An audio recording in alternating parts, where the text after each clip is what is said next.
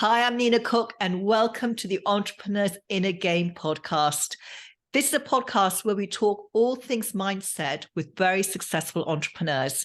And today I'm really thrilled to be inviting a very good friend of mine, Marc Mawhinney, who is he's one of the best people out there growing Facebook groups and using it to create a very successful business.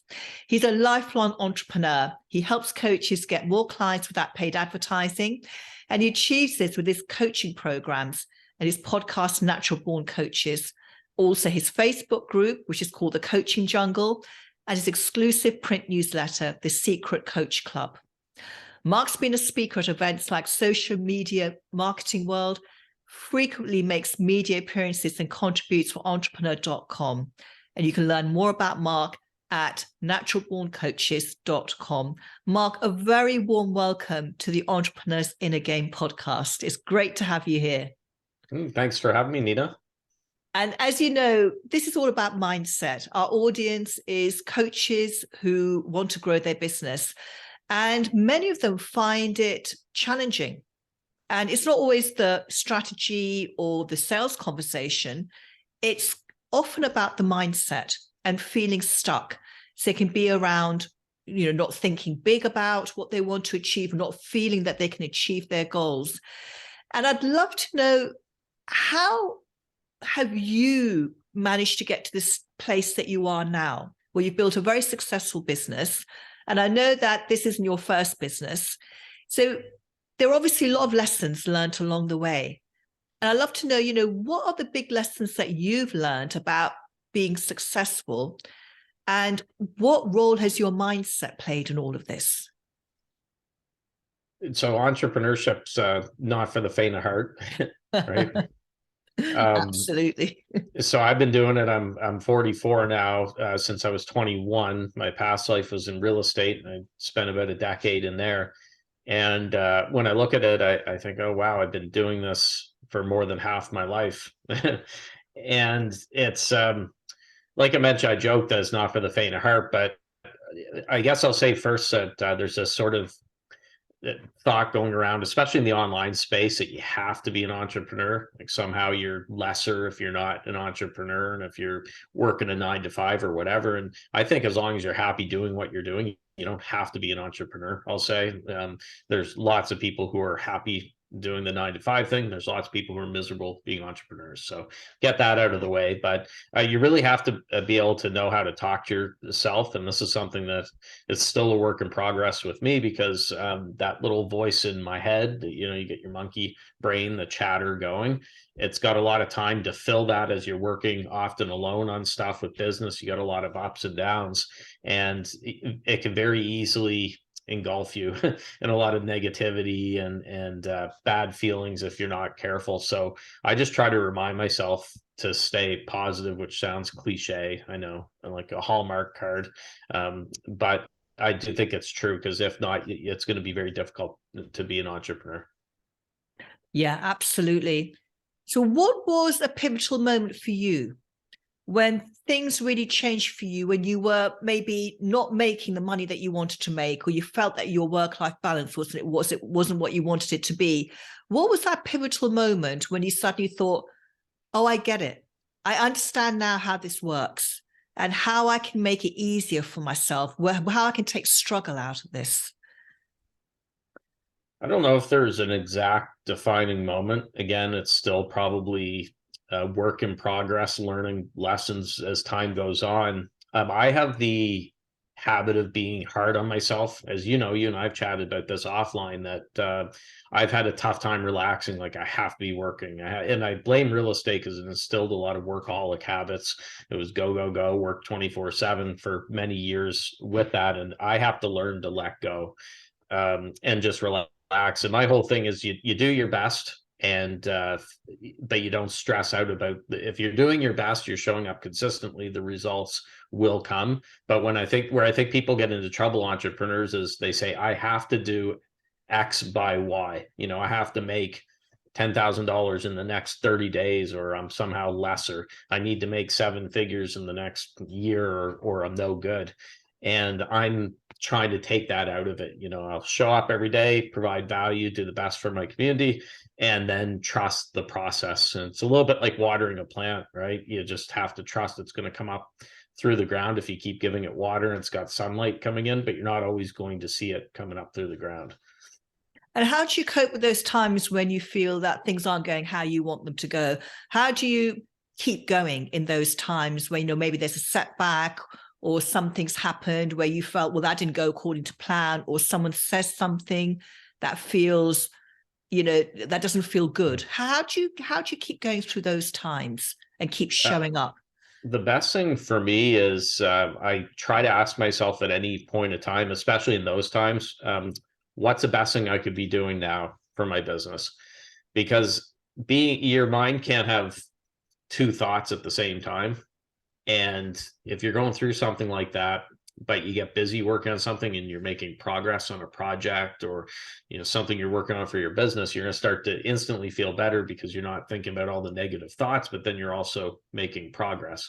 So I try to say to myself, shut out all external things that could be coming in, turn my phone to do not disturb, take the pressure off, and just get to work on something. And it's more just to keep my mind occupied. And I find with me, it's like, with action and motivation, a lot of people think you have to be motivated to take action. And I found it's been the flip side, that often action leads to motivation. So the more action you take, you're actually building that motivation. So when I just get started, I might not feel like doing whatever, like writing a big newsletter for my secret coach club, or working on something, being like, I'm not really feeling this right now. Once I get going, I'm like, I'm feeling really good, and then you can't stop me. You got to pull me away from the laptop. So that's what I would say. Just take action, take pressure off yourself, but take action and just get going with it, and you'll find that the motivation will come, and those negative thoughts will often just drift away because you're keeping busy.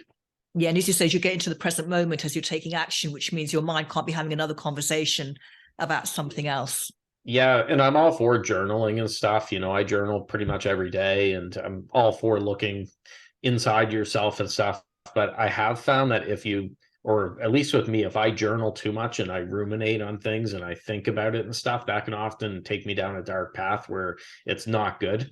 And sometimes I say, okay, enough with the journaling. Now let's get working on something with it. Because if you journal all day long and it's just pouring out negative thought, I'm not sure if that's the best way to handle it either. I think you got to find what works for you, but it's usually a balance. I find for me, look inside myself, introspection and stuff, but then also get some work done. Don't stay trapped in my head too much. Yeah, I mean, we can really overthink things. Yes. I like to journal in a positive way. So I write at the top of my page, I just take out A4 piece of paper, and I will start, thank you for, and then I list all the things that I'm thankful for, and things that haven't already happened yet, and I just write them down as if they've already happened. So I just have a lovely long positive list of things on my piece of paper, and that works really well. It puts me in a really, really good place in my mind. I like doing daily wins. So at the end of the day, I'm usually journaling at the end of the day when I'm kind of shutting down and decompressing and reviewing my day. And I've started doing daily wins. And sometimes you think, well, I didn't really have a win today. There's no win. But then when you're going through this practice, you start thinking, actually, I did have some really good wins. And what you think you might have 1 or 2 wins, you may realize that you have 5 or 10 wins. And they don't have to be earth-shattering wins. A win could be a call you had to make, an appointment that you had to make, something that came in. You get a testimonial from a client or past client. That's a win. I think people are they think that they have to have this enormous win, like earth-shattering win, and that's not always the case. There's always those smaller wins can add up, and it's a whole compound effect. So I'd recommend doing a daily win, or gratitude's great and stuff. Just for me, I found gratitude doesn't work as much for me. Like I wrote a lot of the same things every day. Grateful for my health, grateful for my son's health, that he's happy. I'm grateful for my home. I'm grateful for my vehicle or whatever. After a while, I was kind of getting into the same things. And I would say, no, I like the daily wins. For me, that works. That gives me more fuel. Yeah, absolutely. That works really well. When you plan to do something, but you resist doing it and you keep putting off taking that action, How do you get around that? How do you cope with resistance?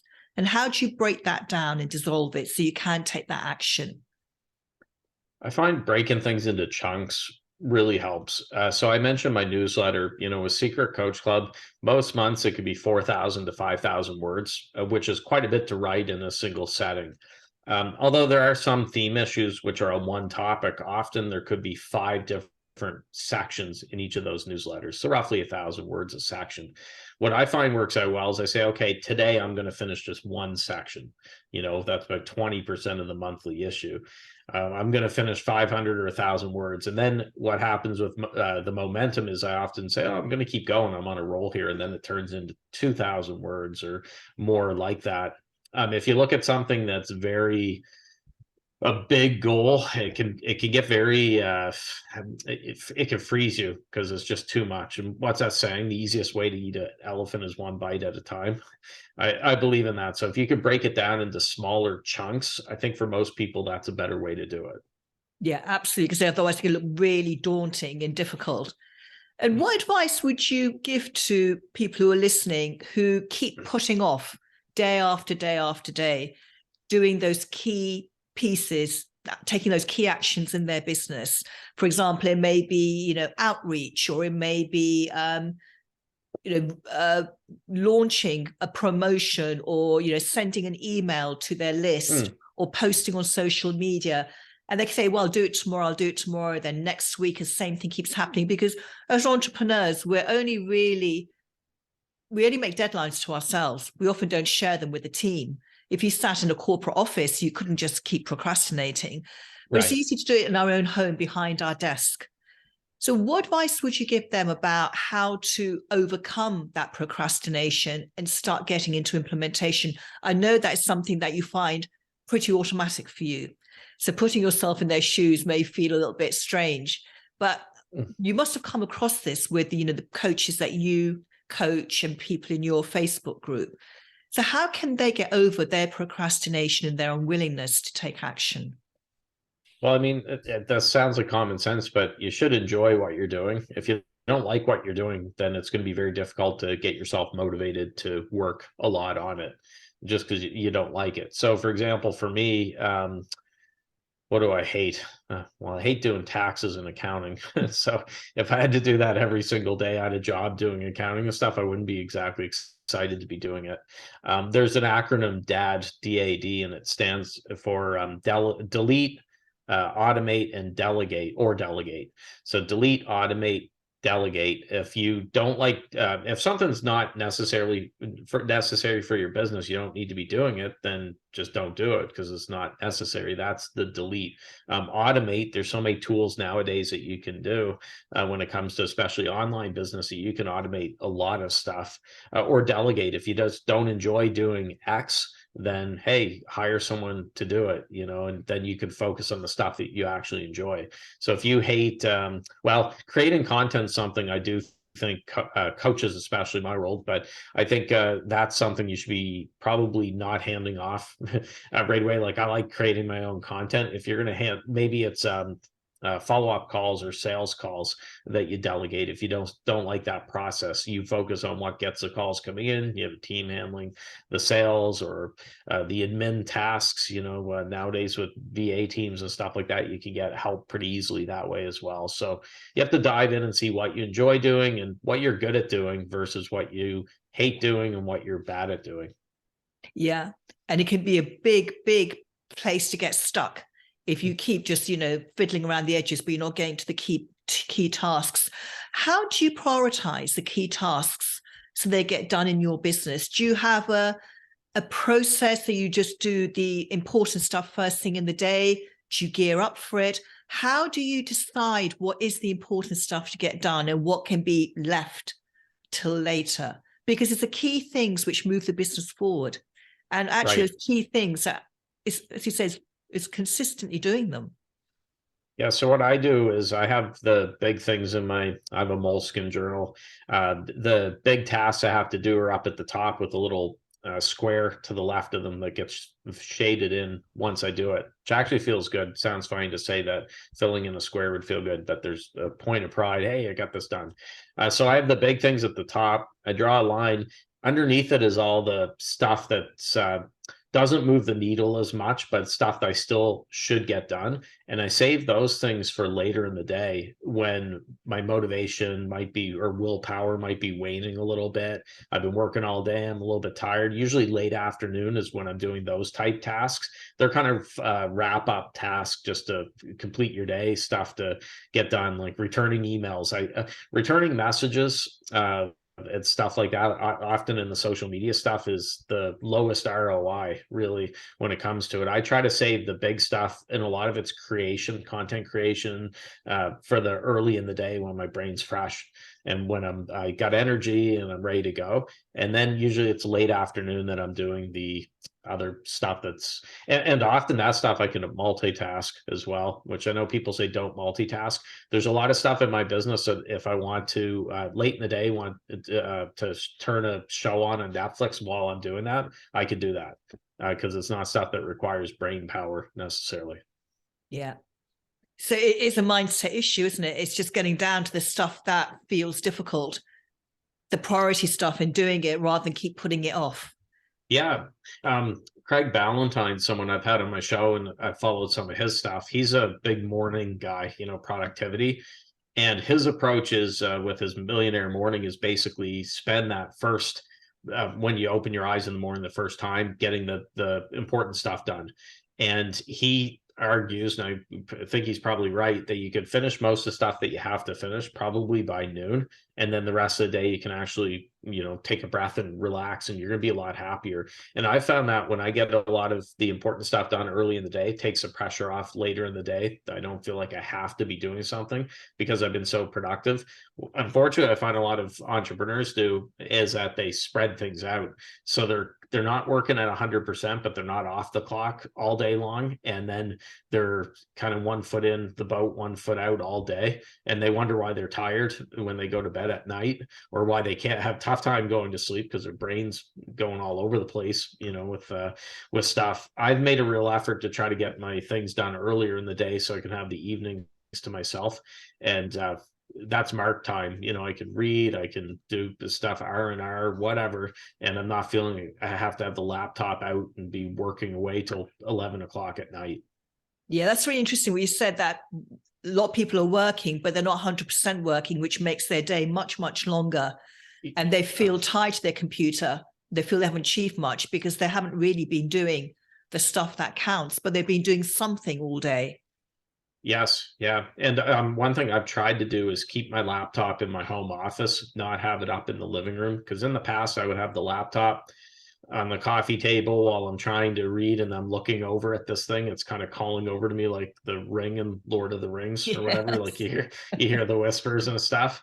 And then I'll be like, oh, gee, I should do this. So yeah, I'll grab the laptop, do a little bit. Then I'll try to get back to the book and all that. Last night was a perfect example. As we record this is a Monday. It was Sunday, and I didn't do a whole lot work-wise yesterday. I just wasn't feeling it. I got my stuff done in the morning that I had to do, but I was giving myself a hard time because I'm like, oh, Mark, you should be doing stuff. And then I'm like, wait a minute, Sunday. What's the point of working for yourself if you feel like you have to be working all day Sunday? So I spent, I was on the road visiting my father for part of the day, but when I got back home around supper time, the rest of the day was reading a book that I got, and then also watching a new series on Amazon Prime that's really interesting. It's called The Consultant, but it's not what you think. It's an interesting show. Check it out. So I watched The Consultant, and I had a great time. I was like, hey, this is what Sunday night should be. Got to bed early, popped out of bed all fresh and ready to roll on Monday morning. Yeah, that sounds really good. And you've been a consultant. You've been an entrepreneur since you were 21. So more than half your life, you've been an entrepreneur, like a natural born entrepreneur. Why do you think that mindset is such a key part of, being successful, but not just being successful, of being happy and successful, of feeling fulfilled, of having a good work-life balance? Why do you think that this, mindset is a key part of that? And why do you think it's so overlooked by many entrepreneurs? Well, it's probably overlooked because you can't see it. A lot of people are very visual. They like something that they can touch, hold, or they can see. And mindset it isn't anything that's it's kind of it's in your brain. It's not something that you can tally or that you get a running tally of. You can check your score or whatever. You also have to keep yourself honest. So if you're tracking something and you're not doing it, I suspect there's a lot of people that may cheat and say, yeah, I'm doing it, or give themselves a pass or whatever. You have to be very intent on keeping yourself accountable with that, which isn't an easy thing to do. So I think that mindset is important because you're especially solopreneur, you're working by yourself or with yourself all day. You have a real jerk for a boss yourself. So for me, it's a habit because I've had to do it so many years, starting at 21, where I had to keep myself accountable or I wouldn't make sales and I wouldn't eat. So for me, it was never really an issue saying, I don't want to work today. I'm just going to watch Netflix all day or play video games. But for other people, it could be a challenge, especially if they're coming from a 9 to 5 where they're used to someone saying, okay, you have to get this done. There's a meeting at this time. Here's what your tasks or whatever. And you get your couple of weeks off plus Christmas.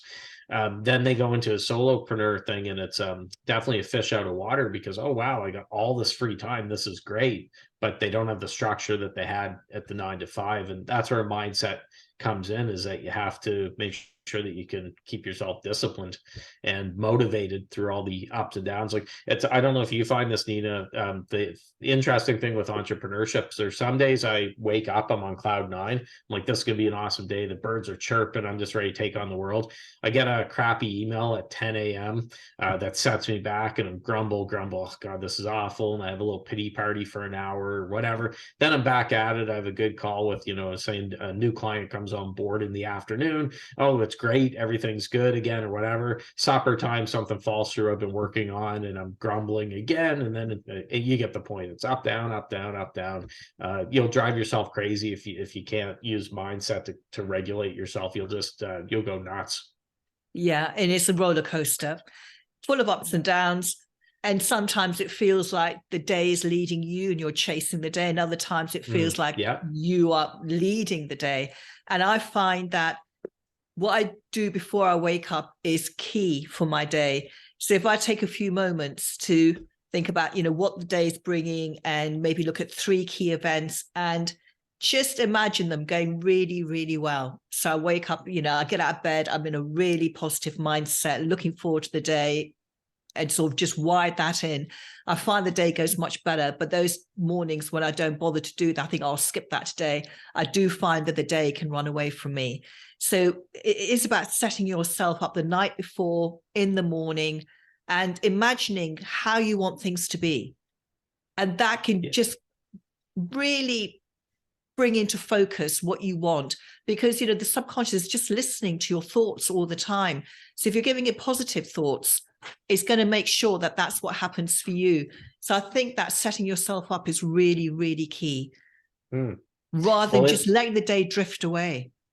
And in the online space, the other challenge is you're so exposed and vulnerable because anyone with access to the internet can take 2 seconds and type keys on a keyboard and you're accessible to reaching you. And sometimes it's not very nice stuff. It's trolls on social media. It's, a lot of hate, stuff like that. Well, here's an example from this past weekend that something I've been dealing with for probably the last couple of years is I have a lot of people that take my pictures, like dating catfishers around the world, scammers, stuff like that. They'll create accounts and then they go on dating sites. And I'm constantly reporting these to Facebook, Instagram, stuff like that, because I have people reaching out to me like, hey, Mark, I got a request from this or whatever. And, at any time, sometimes there might be 5 Marc Mawhinney accounts, or there's a Steven Scarborough in Florida as a widower. I've seen all sorts of things. I'm apparently work with U.S. National Defense, but I'm from Sweden, and one of the accounts. And so anyways, they always have my pictures because it's a very public profile. It's very visible. I'm out there all the way. And then on the flip side of it, I get emails from or messages from women all over the world that, hey, I was talking to this guy for a year and I thought he was you and I was ready to marry him. And, I gave him $1 million Wow. and blah, blah, blah. Yeah, which it's crazy. So you feel bad because, someone's going through a rough time that's had to deal with all this. I've gotten to a point now I don't engage. I just report the profiles or ask if my friends will report them if it's social media. But with these women that are reaching out to me and stuff, I'm not getting into the drama. I'm like, look, I'm sorry that this happened to you, but this has nothing to do with me. It wasn't me. And, I can't, because I've had women like, well, would you mind like starting a GoFundMe or whatever? Or, hey, can you call me? I'd still love to get to know you and talk about it. It's almost like they're trying to start a relationship with you, which is really weird with it. So I'm not trying to be callous, but if I talk to all these people that were caught up with catfishers and stuff like that, I wouldn't get anything done in my day, and I'd be inviting a lot of drama and a lot of just BS into my life.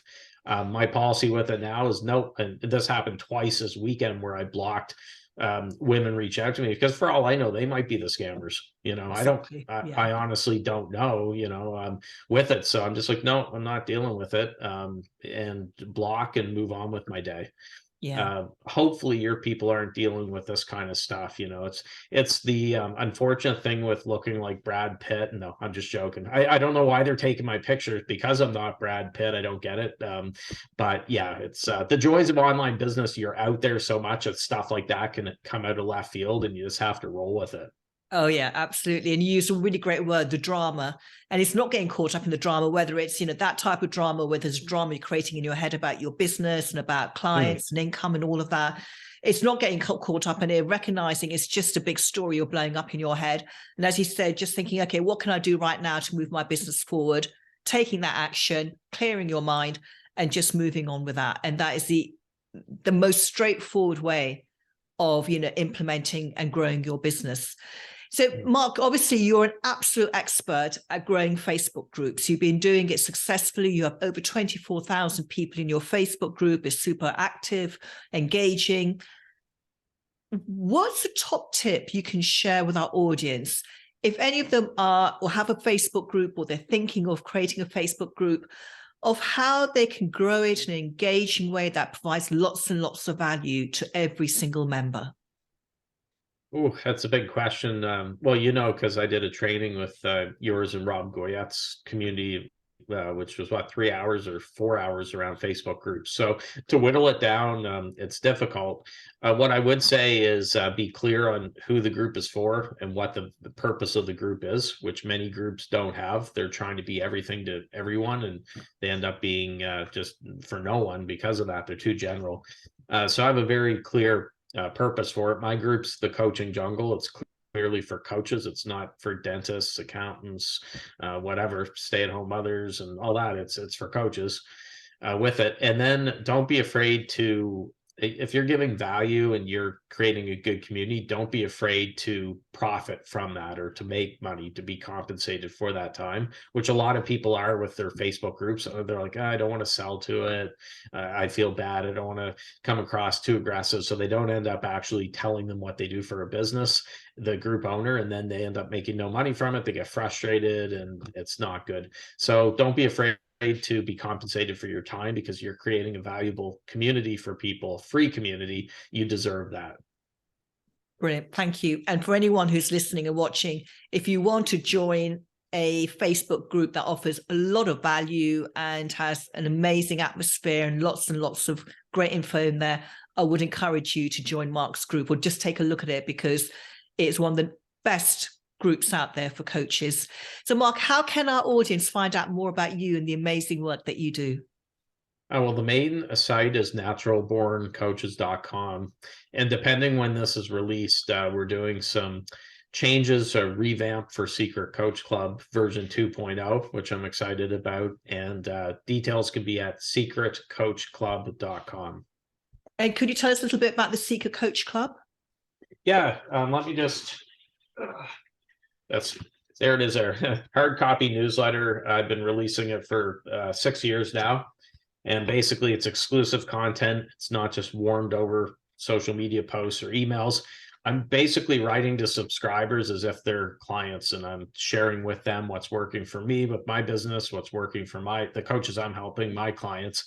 And it's good action content that's going to force you to take action. It's not just theory and me with a bunch of brain farts. And it gets released once a month. It can be read in one sitting, and people can go and take action on it and get working on it. So yeah, I've been doing it now 72 months, 73 months, and having a good time with it. So love to have good coaches in there. Amazing. And you are so consistent. How many days on the trot have you written a daily email?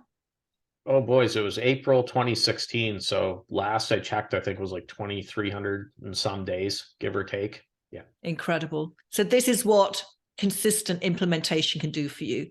It can really, this is the key. It's not magic. It's not science. It's just showing up every day, doing the important stuff, and creating conversations with prospects and turning them into clients. Thank you, Marc. Thank you so much for sharing your wisdom. And I hope for everyone who's been watching and listening, you got a lot of value out of this. I know I have, and I've learned a lot. And thank you for being here and keeping us company. Until next time, bye-bye for now.